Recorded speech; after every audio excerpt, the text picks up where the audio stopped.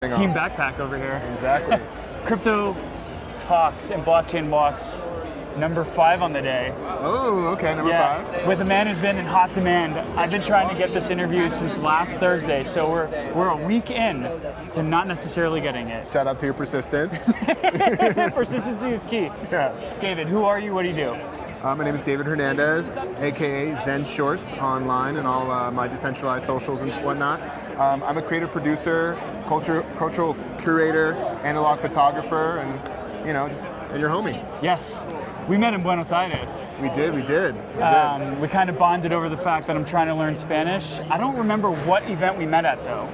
Was it the poker?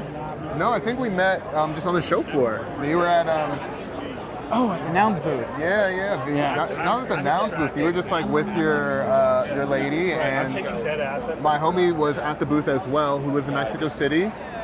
I came to go see his booth, and he walked me over, and then you were there, and we started talking about how we got not a phishing scam, but essentially got malwared and socially engineered. No? Was this at Pistachio, at the Pistachio booth? I think it was at the Pistachio booth. Shout out to B Smokes in Pistachio. Yeah, shout out B Smokes. Well, you're just one of those folks that after I met, I was like, well, this is the guy I got to keep in contact with. I appreciate that. Wherever we go and wherever we are.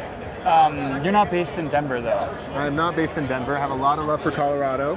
I am based in between New York City and Puerto Rico. I'm born and raised in Harlem, and now between Harlem and Luquillo, Puerto Rico. Nice. Where would you say you spend most of your time? Oh, wait. I don't need you to dox where you spend most of your time. Where do you find the strongest Bitcoin, blockchain, crypto, art communities and the convergence? Where is it the strongest?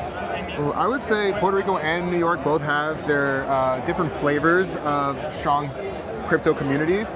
New York, there's a lot more company focus, there's a lot more artists, a lot more people trying to iterate and kind of mess around with the tech. You also have big companies have their offices there, like Coinbase, Solana, Phantom Wallet, all these different places.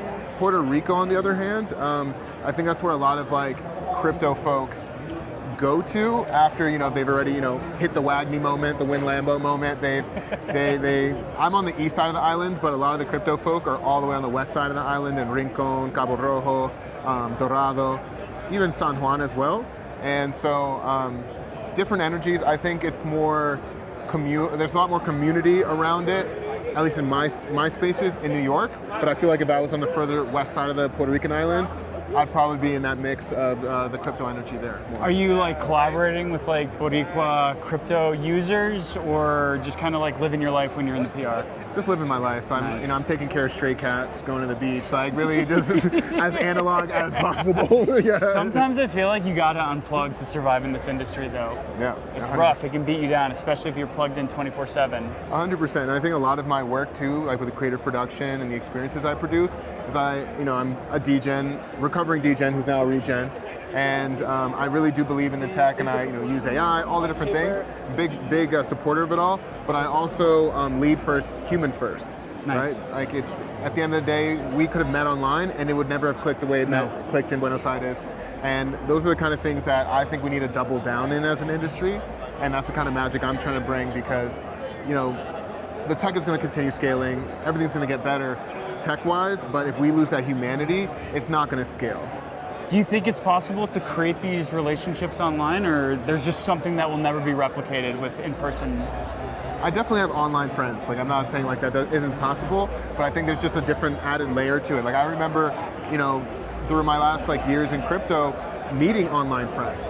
Even let's shout out B Smokes again, but we actually got connected and stayed friends on Twitter for a super long time. Sweet. And then recently at Basecamp back in September, I was on a golf course just smoking weed, and B Smokes was hey, sorry, as I'm in the darkness, hey, do you mind if I hit that? And then he looks at me, he's like, wait, ZenShortz? And I'm like, oh shit. And we had a whole moment that I would have still given him the joint whether I knew him or not, but it was one of those things that we were online friends, connected and stayed in contact over 5 years from the NFT wave to then see him at Basecamp. It was just, I felt like I saw a longtime friend, even though it's always been digital. Yeah, I love it. So we got to see each other at both ETH Boulder last weekend, ETH Denver this week. What are you doing here on the ground for both of these events? So ETH Boulder, I was part of On-Chain Creators, and with On-Chain Creators, we were able to do a content challenge where we brought in the community to show the conference from the way they see it, their eyes, and themselves doing good and having fun, which is a tenet that we've been trying to push forward.